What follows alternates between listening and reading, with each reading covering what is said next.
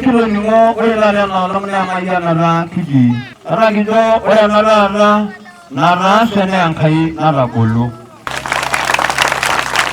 Ore nana iriwor bunge ninyi mstaafu kwanza ipongeza ndai Morande ogoronya kule adogindai enor ndai naling edo irada Morandai tangarapi irieri gore ana larikon linyi kaido iragesi ini goringi hore ni gorie ni gorangage arana ke mere ndoki naibogirwa sudundai andu adola dokanyona ria rwandai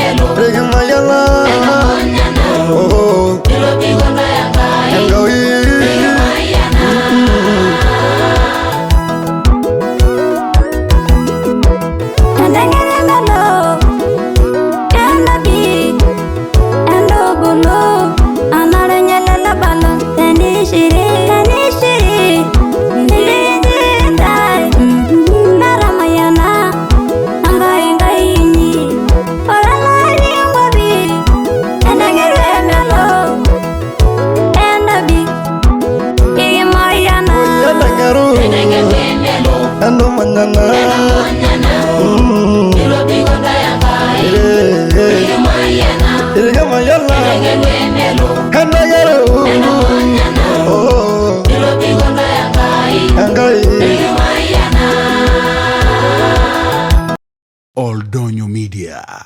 Habari karibu nawe. Jamii ya Kimaasai ni miongoni mwa makabila ya asili yanayopatikana barani Afrika ambayo hadi leo bado yanaendelea kuhifadhi na kuienzi mila na desturi zao za jadi.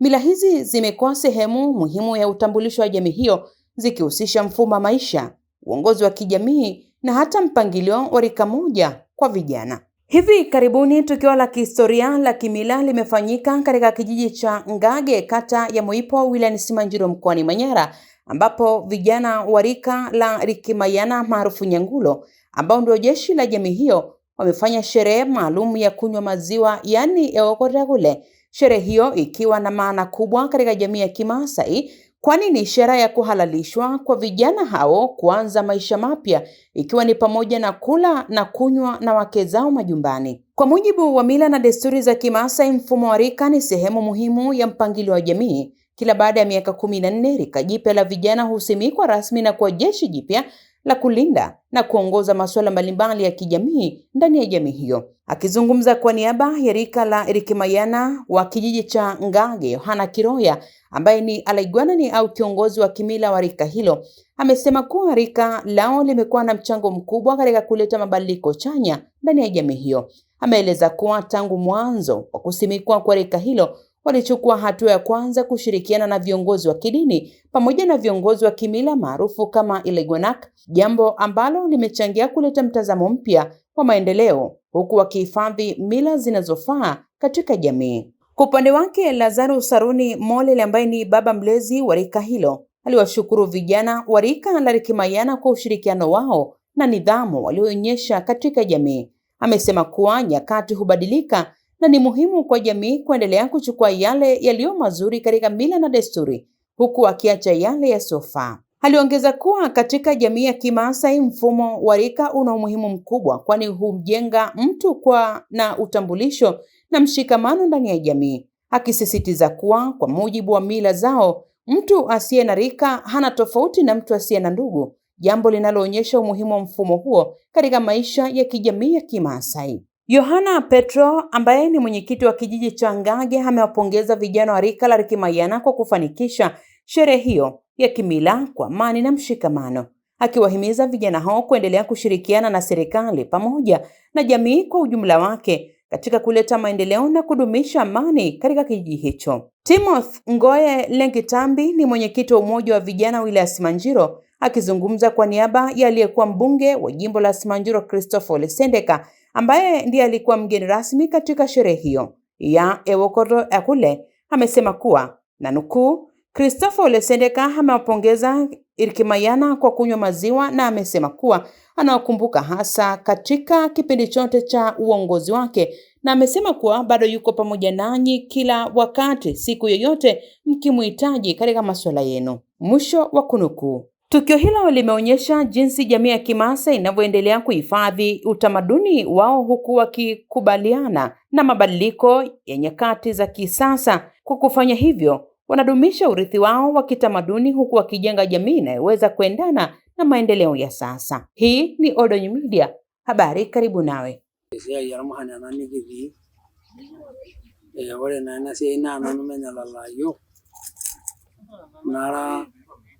Naji Lazaro Saroni tangana yeni muleu romolelian normugorere ore na nan menya la yo ira ba ore siai na kinderua na ira iraso la yo laini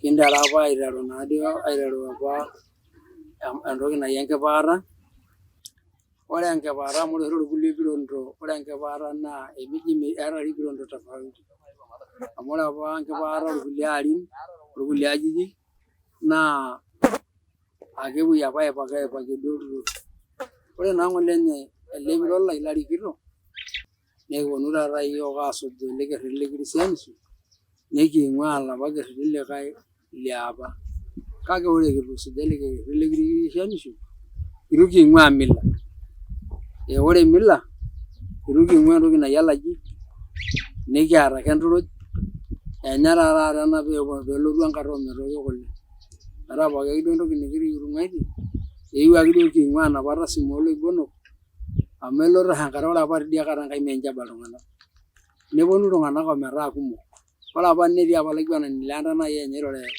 na ga disi ngiro ti ni ge ruwa ba dungu o mera wale ra relle na la gwana ni togulla ge iwaga biyon ko biro ka la gwana ni le mera ra le ka gwana ni ra lwela jo karaja kin ko ndo. Kwa majina yangu naitwa Yohana Matinya Kiroya. Ni legwana ni Lorke Mayan na Rangage. Ore ena nikititata ne esika rondoja kule normohan larmangule. Ore ena iende wazi ne propiro lang ele Lorke Mayan. Ne natii apa pee kinteru mpaka tatanji. Ekiata apa yiok aelewana ajo maiteru turpa Kristo. Neeku ina barakinoto kigira aendeleza mpaka taata kindipa nena sikari naatejo menya layiok uni neking'orrari nekiata ake majukumu kama laji mengine. Ore taa tiatua ena najoki irmuhan lenakop ang' ashe, najoki loopapa, najoki olosho lang' kwa ujumla, najoki ilarikok lang' le serikali te ushirikiano. Neeku aomonu ajo mashirikianata pemekibatata. Ore taa sinanu naajoki tale kipara enkisuma ina namakesen ashukurua laji lai laategelutua naatishilaki matang'amu ormangu lai laamanya nanyorr olaji lai oleng.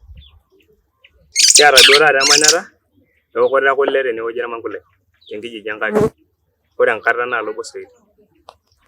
Nashukuru olaji lai amu etamayianaki duo taata yiok nena olee lekekun nekindipa. Ake kintabarie taata alaji entoki naji enturut ekule.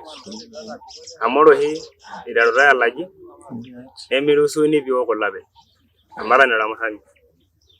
Naa ina toki naretokito yiok amu ore lemeeta niokuoko.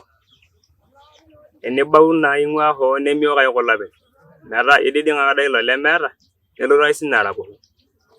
Ore naa taata nekintabaarita musho elaji ninye ena supukuu nikitama taata. Aipongez naleng' irmuran lang' amu irmuran lang' irkijanani lang' naa likiata toomudai pookin metaa kigira aishauriana meeta entoki nataasa aikata bila itu aomonu ushirikiano tiatua serikali nikirikito. Neeku kinchirikianate tangu piiteru ore ilapa oidipa lelde metaa le center enkijiji kinchirikianate ake pookin mpaka musho.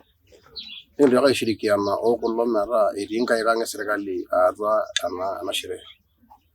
Neeku tukul akaipongez ake nanu, naipongez pooki ntae oetuo ogira airusha naa taata kulo sinkolioitin lang amu kidolta ajo maanagira alo sinye alalau nelo atum pana euelewa tiatua kimaendeleo tanakata nalotu. Ore ake irmuran entonyok mee ore idipa kule neeku mekure eng'ari ina hali nalimu tonai olaiguanani kepeeng'arraki amu ina naa esidano apa tiatua irmaasai amu eji apa peeng'ari indaikin amu mikiata nai taata yiok enoshi nikijo kirwan irmeek lee tenilotu ade enaang' idipaki aikeno enkaji nemintoki atum enkirragata. Ajoki ake irmuran lang entadamu ake oloshi soto obo enaa nai nainosa olaiguanani airo hotuba eton itu eoku kule ajo ore olemeeta enkitok naa piiho elaata. Kata ajo irmuran lang ashe naleng tenkaraki ena siai nataasa enoolong' ontarikini 24. Ore naa nairriu orbungei linyi mstaafu kwanza ipongeza ntae irmuran teokoto inyi ekule ajoki ntae enyorr ntae naleng.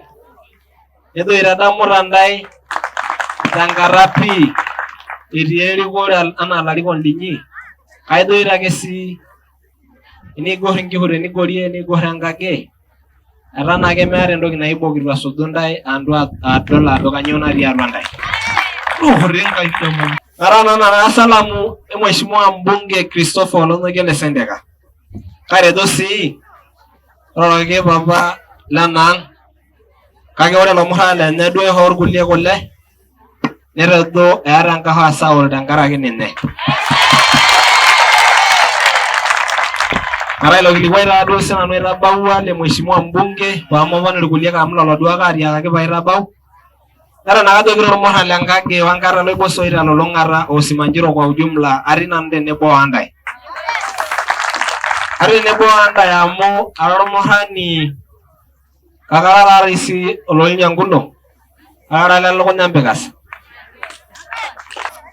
Ore taatoi ara ake nena pookin nitoki aaku ore papa nanu latoiwuo nolorkerenbor kake lorkishomo kake ore sii lapapa lenche laipirakitia enkima naa irkidoru naitubuluaki tiatua maadili pookin ormaasai.